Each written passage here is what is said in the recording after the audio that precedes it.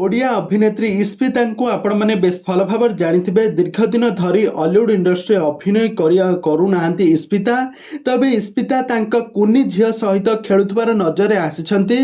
इस्पिता 90 दशक बहुत सारा बहुत सारा ओडिया सिनेमा बहुत सारा ओडिया आल्बम रे करी बेस लोकप्रियता हासिल करते बाहाघर पर से वर्तमान समय हॉलीवुड इंडस्ट्री अभिनय क्यारियर को फोकस करूना अभिनय करूना किंतु दीर्घ दिन पूर्व से बहुत सारा ओडिया आल्बम रे अभिनय करने सहित बहुत सारा ओडिया सीरियल खूब सुंदर एक्टिंग आपण माने तांकर देखिथिबे।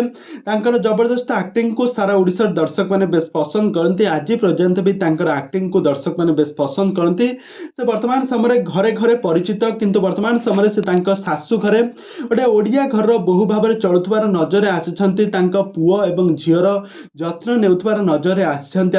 स्वामीर जत्न नेउथवार नजर आसी। गत दिन मानकर गोटे इंटरव्यू रे कहिथिले आउ किछि वर्ष गले तांका पुओ एवं झियो टिके बड़ होई गले से पुणी थरे अभिनय क्यारियर को आरंभ करिवे। पुणी थरे से सारा ओडिसावासी पाखक को फेरी जिवे।